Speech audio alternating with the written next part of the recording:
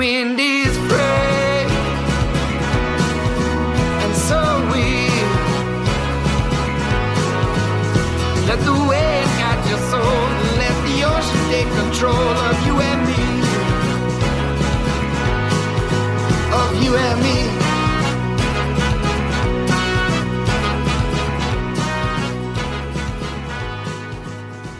I've just arrived back on the Azores now after being away for nearly 2 years. We were meant to be back last year but couldn't travel because of COVID. So the boat is in a slightly worse state than we were hoping. There's been quite a bit of water coming in through the Companionway hatch, and also some of the port lights started leaking. We prepared the rigging quite well, but of course all the protection that we put on the roller furler and on the wind vane all disintegrated in 2 years of the wind and sun and sand here in Praia. So yeah, so our bunk cushions are all mouldy. There's mould on the headlining. The engine's looking quite rusty and salty. I'm very worried about all our electrical and electronic equipment. I haven't yet powered up the boat. We disconnected and removed the batteries when we left. I'm here on my own. Mo will join me hopefully in a fortnight when she's off work. So our plan had been to sail for Ireland. I'm not sure we're going to make that. So it might be that we take a smaller trip to Portugal or Galicia. I brought a load of stuff with me for some nice upgrades that I was planning on doing, but they've kind of moved quite far down the list of priorities at this stage. So I'm not sure whether any of those will get done. So that's it. I'll let you know more later. Wish me luck.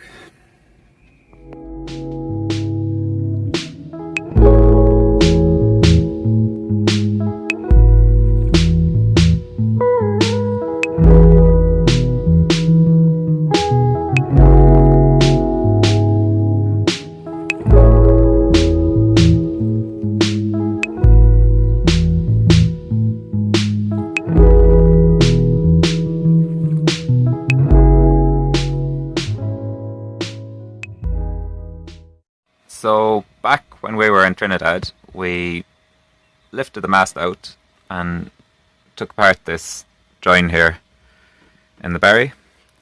You can see the join there. It's got an internal aluminium sleeve which is riveted. We took it all apart. We found a little corrosion.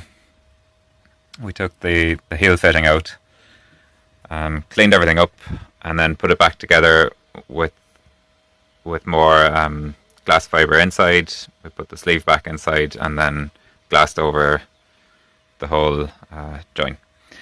And then at the time we also took the heel fitting out and had a good look at that.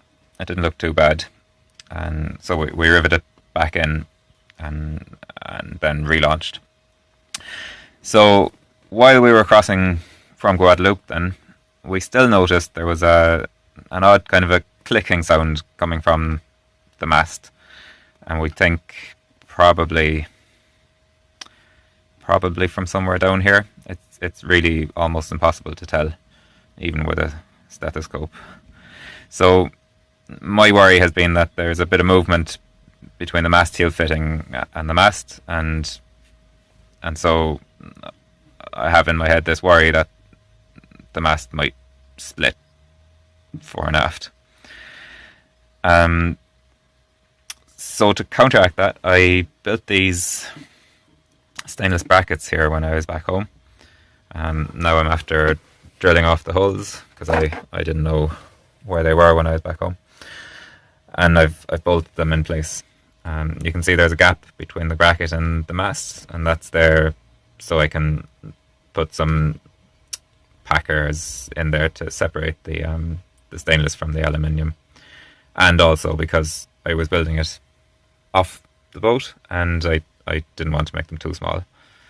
So I'll probably pack that out with some fiberglass, which I will bond to the mast and tie into this sleeve that we made. The way it was before, it was just these bolts in the holes closer to the mast at the forward and forward and aft edge. So they just stopped it from moving fore and aft. And then obviously this web in the mast step stops the sideways movements. So I'm hoping that these brackets will be just what we need to tie everything together a bit more sturdily down here. And what we'll also do, there's a hole going through the mast here, and we'll put a bolt in there and strap the mast down to the step as well. And then hopefully we'll have a bit more peace of mind on our next crossing. I'm back nearly a week now, and I'm starting to feel a bit more hopeful about our prospects of sailing. I got the electrics up and running, got the engine running, which started on the button, and now I've started on some of the improvements that I wanted to make. One of the main ones is the Companionway.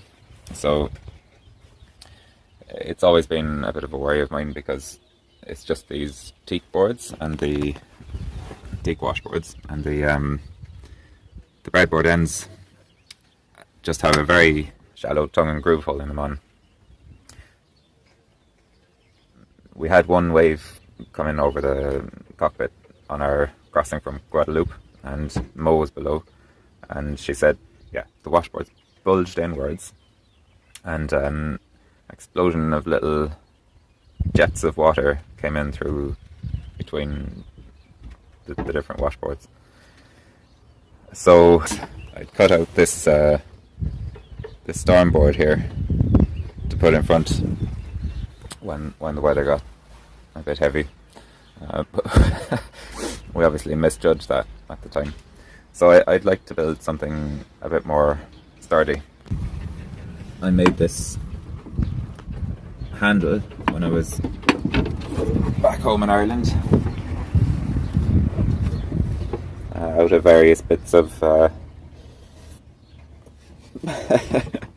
old welders and bent stainless bar and grub screws and handles. And the plan is to have a lower section that's kind of semi-permanently in place up to about half the height, and then a hinged upper section with the handle on it up here. The issue I've had so far is that I've been unable to move the grab rails sideways, so I need to move them outboard in order for the wider top section to be able to hinge down. But they're screwed on with hidden screws, and I would have to destroy the entire companionway to move them. So what I think I'll do is I'll slip a hacksaw blade in behind and cut the lower two screws and move them outboard, and then through bolt them from the inside. So I'll let you know how that goes for me. Another week until Mo gets here. A week and a few days. So I better crack on.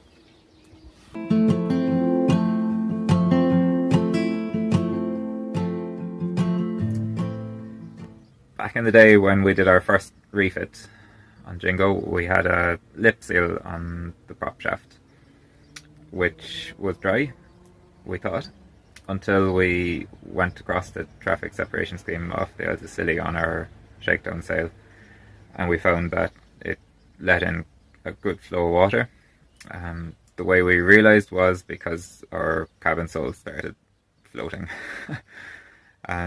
So we figured out obviously where the water was coming from, and that it stopped when we lowered the revs below around 2000 RPM.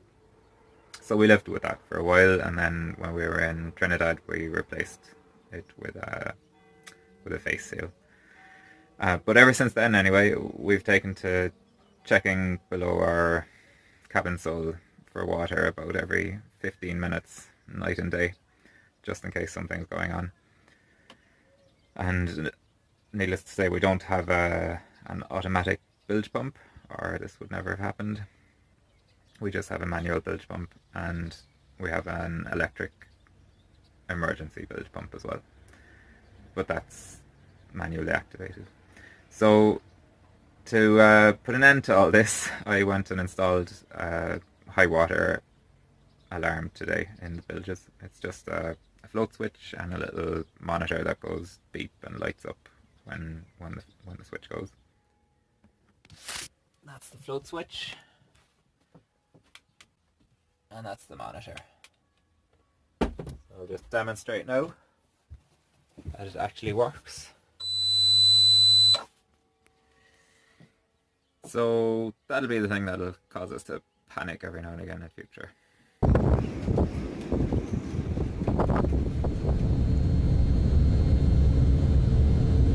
So we're finally back together on Jingo, as much as I can, and now Mo's here, the real work can start.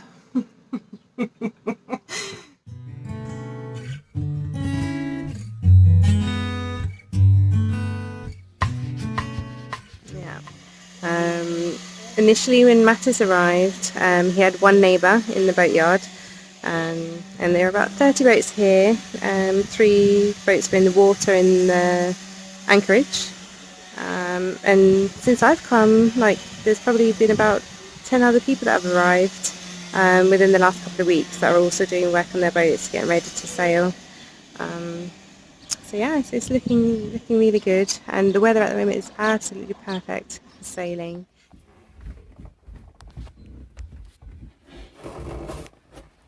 Maybe start by sticking the top 2 screws into the cover and then into the holes in the boat.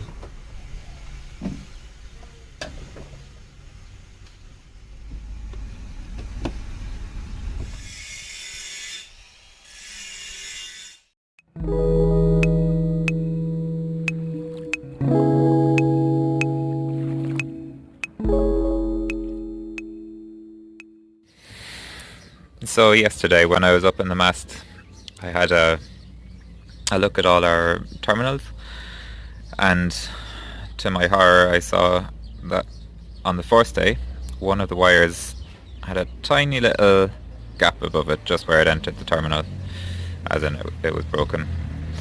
And now that we've taken it off, you actually cannot see it at all, because it was only when it was under tension with the wire stretched that you could see the little gap. So I think that's why I didn't see it the first time I was up, because we didn't have the backstay on. So it's a good thing I went up again, really. So yeah, we got the furler off, took the forestay down, and we've ordered a new one, which is getting flown out from the mainland. Isn't that right, Mo? Mo's servicing winches. Yeah. You nearly done? Yeah, nearly done on the last one. Yeah. Are they getting some new springs and pawls? Yeah. Yeah. Brilliant.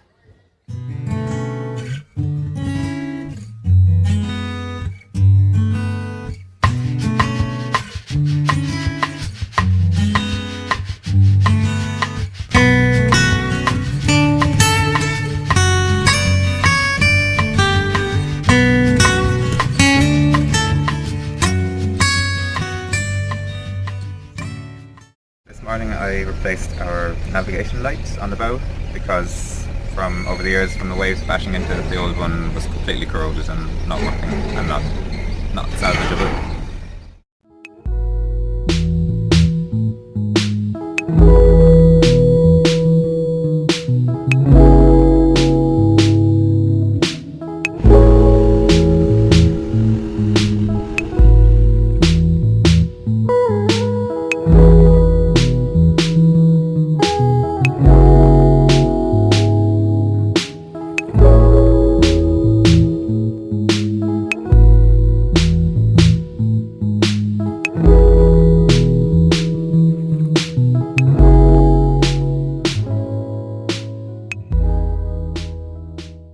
This is the elbow that used to be on our starboard cockpit drain. It's all rusted out. The hose was just holding on by about an inch or so, and the hose itself was split as well. So we got rid of these bath drains. That's what we have in there now. It's got a nice removable filter, and it's got a little rubber ball in there which stops water coming back up when we're heeled over. Upgraded stern cleats so that we can tie our rope to them without fear of losing them.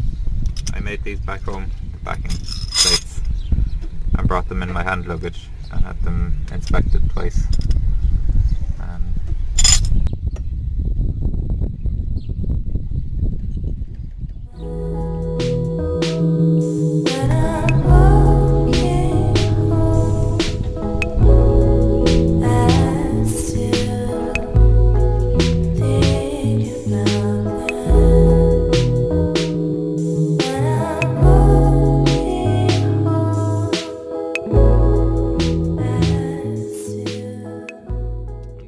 Up our isolator switch here, because I noticed that one of the battery feeds was halfway worn through. I don't know if you can see that.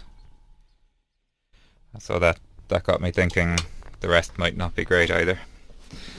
And turns out this is how all of our electrics are hooked up, with some wire tinned and wrapped around the battery cable, and hidden under a load of electrical tape. So I'm going to redo that now as well.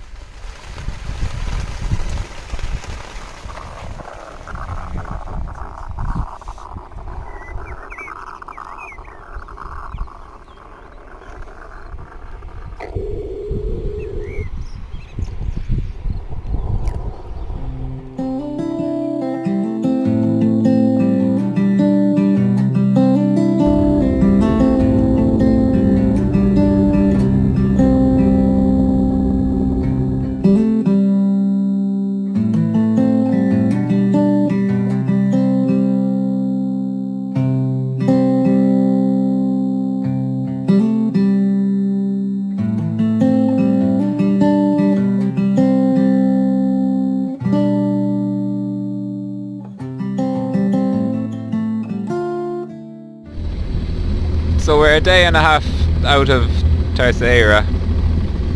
How's it been going, Mo? Not some wind. Has it been 36 hours of sitting at the helm because we don't have an autopilot? Yeah. Yeah.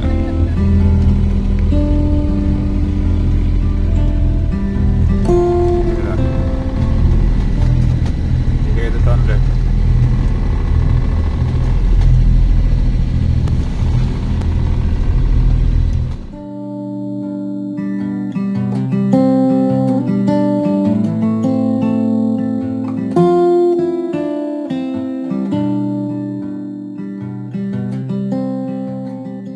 I can show you from our navigation station. We're here. We were here. Ah. And we're going here. But we keep getting pushed more north than we want by this easterly. So there's a high up here off Ireland and a low that we passed, the front of which we went through 3 times. And the two of them are squeezing the air from east to west along this general region here. So the whole time we've been squeezing to try and get east, and we were hoping that when the high moves on Monday we would get some north or northwest wind that would push us or allow us to push east. But it looks like the high is moving east more quickly than we thought, and we'll end up more with northeasterlies, which is not ideal. So we might end up getting pushed back south a bit again to get in this general region. and then we don't know. So we're on day 7 now, aren't we? Just started day 7. Just started day 7. Hopefully another 5 or 6 days after today. Yeah. So we're running a bit shy of our usual 100 mile a day target, but not by very much. Yeah, we've done 560 or 570 in 6 days. Not bad considering no wind and then odd wind. Oh, do you mind doing that again? The record button wasn't on. You can go do one, Mo. 3 more full cans. 3 more full cans of fuel, Yeah, and the 2 small cans, so 70 litres, and I think we've about 30 in the tank, about 100 litres of fuel. Well, I nearly broke the boat.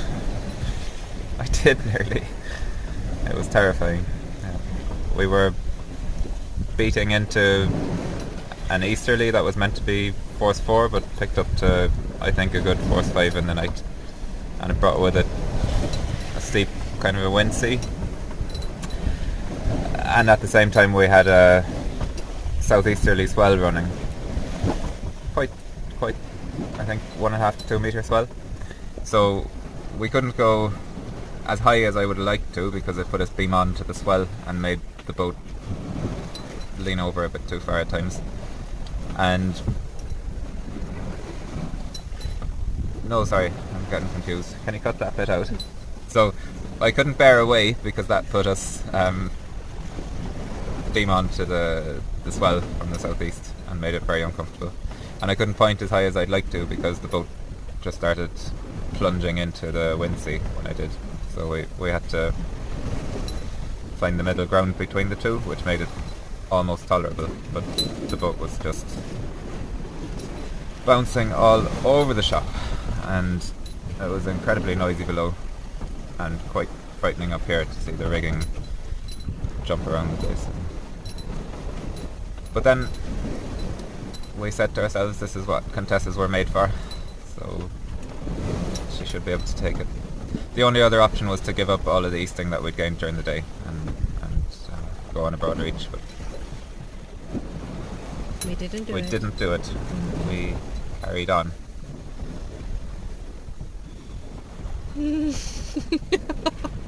See what tonight brings. Yeah. Oh. No more of that.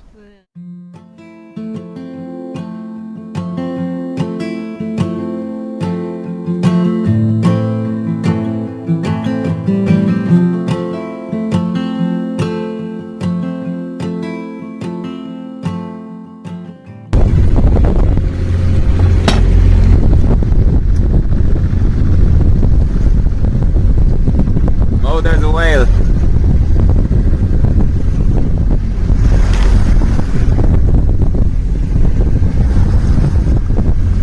There's a giant whale.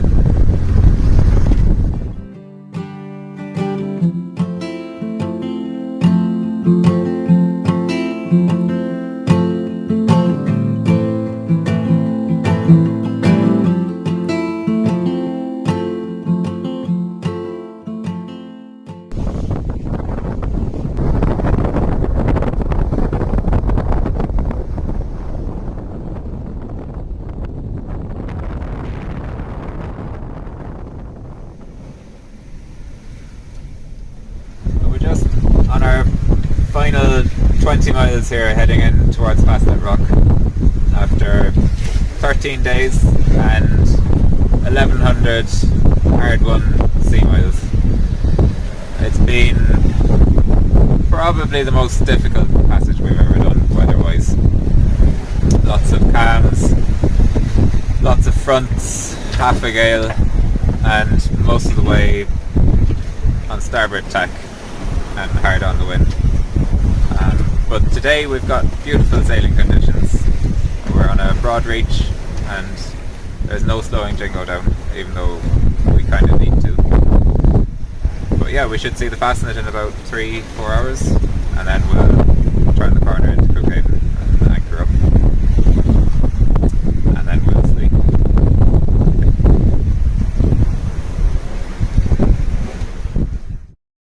The wind is brave,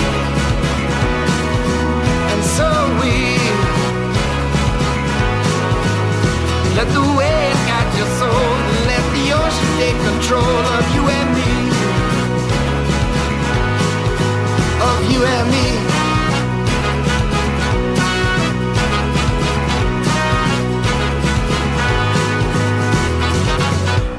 Ocean is our office, wind our butt.